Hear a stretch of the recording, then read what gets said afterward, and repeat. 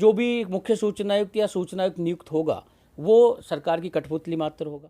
जाएंगे बाहुबली लोग हैं, वो अपने बाहुबल का इस्तेमाल करके उस व्यक्ति को मार भी सकते हैं, मरवा भी सकते हैं और अपनी जो भ्रष्टाचार की जो सूचना है उनको उजागर होने से रोकेंगे। इस सूचना के अधिकार अधिनियम की पारदर्शिता और इसकी स्वायत्तता जो है उसको पूरी तरह से खराब कर रहे हैं। आरटीआई राइट टू इन्फॉर्मेशन कानून में हाल ही में कुछ बदलाव हुए हैं, जिसको लेकर आरटीआई कार्यकर्ता है उनमें खासा रोष है। इस वक्त हमारे साथ मौजूद हैं आरटीआई कार्यकर्ता और एडवोकेट भगवत गौड़। उन्हीं से जानते हैं कि क्या बदलाव है जिनका विरोध आरटीआई कार्यकर्ता इन दिनों कर रहे हैं। भगवत जी, हाल ही में जो आरटीआई में बदलाव हुए हैं उसको लेकर किस विरोध है, क्या है कारण उसका? कारण इतना है कि सूचना का अधिकार अधिनियम 2005 12 अक्टूबर 2005 को केंद्र सरकार के द्वारा लागू किया गया था।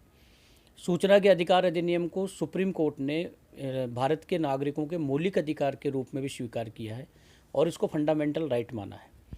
अभी हाल ही में केंद्र सरकार के द्वारा सूचना के अधिकार अधिनियम में संशोधन किया गया है। जो संशोधन इस सूचना के अधिकार अधिनियम की पारदर्शिता और इसकी स्वायत्तता जो है उसको पूरी तरह से खराब कर रहे हैं। इसमें केंद्र सरकार के द्वारा जो संशोधन किया है वो ये किया है कि मुख्य सूचना आयुक्त और सूचना आयुक्त इन दो की नियुक्ति को लेकर के जो भी प्रावधान है उसमें केंद्र सरकार का पूरी तरह से इंटरफेयर रहेगा। साथ ही मुख्य सूचना आयुक्त और सूचना आयुक्त जिनको सुप्रीम कोर्ट के जज और भारतीय निर्वाचन आयुक्त के बराबर दर्जा दिया हुआ है, उन्हीं के बराबर का उनको वेतन भत्ते और सुविधाएं उपलब्ध हैं, उनको भी तय करने का जो राइट है वो अब केंद्र सरकार ने अपने पास रख लिया है।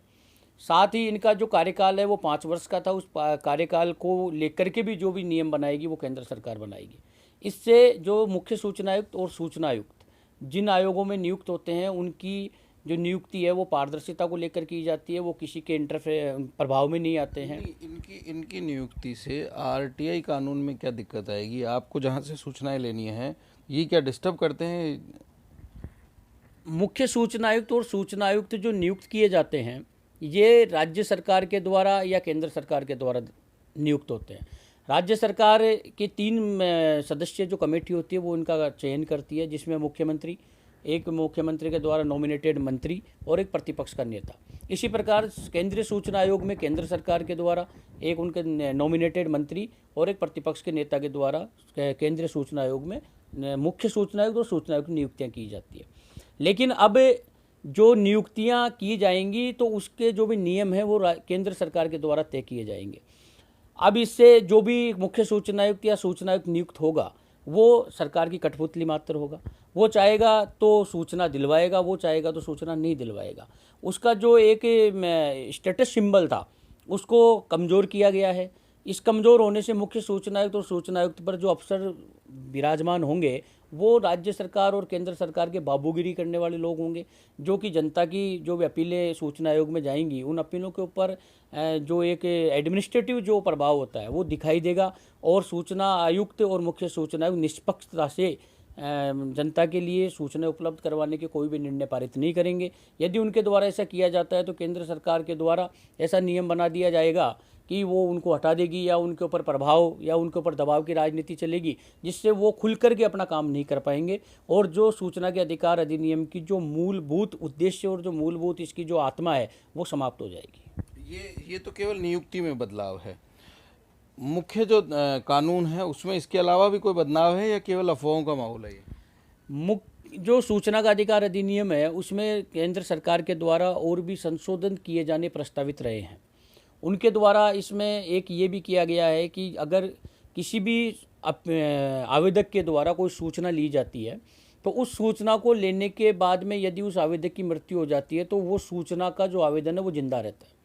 लेकिन अब जो संशोधन इसमें किया जाना प्रस्तावित है उसमें ये होगा कि यदि बीच में भी उस सूचना को ड्रॉप किया जा सकता है, मृत्युपरांत वो ऑटोमेटिकली वो सूचना का जो आवेदन है वो निरस्त हो जाएगा। इससे जो सूचना मांगने वाले जो कार्यकर्ता हैं या जो सामाजिक कार्यकर्ता हैं या जो भ्रष्टाचार के खिलाफ लड़ाई लड़ने वाले लोग हैं तो उनके ऊपर प्राणघातक हमले होना स्वाभाविक होगा कि अगर ताकि वो सूचना देने से बच जाए, ताकि हाँ, जिससे कि वो सूचनाएं नहीं दे पाएंगे और वो सूचना का आवेदन निरस्त हो जाएगा और जो भ्रष्टाचारी वो बच जाएंगे। बाहुबली लोग हैं वो अपने बाहुबल का इस्तेमाल करके उस व्यक्ति को मार भी सकते हैं, मरवा भी सकते हैं और अपनी जो भ्रष्टाचार की जो सूचनाएं उनको उजागर होने से रोकेंगे। ये थे आरटीआई कार्यकर्ता भगवत गौड़, जो कह रहे हैं कि आरटीआई जो कानून है उसमें बदलाव से आरटीआई कार्य करने वाले उन कार्यकर्ताओं या आम आदमी के जो हाथ हैं उनको काटा जा रहा है, ताकि वो किसी तरीके की जानकारियां हैं वो सही और संकुचित जो जानकारी उनको लेनी है वो नहीं मिल सके और अफसरशाही इस पे हावी रह सके। नमस्कार।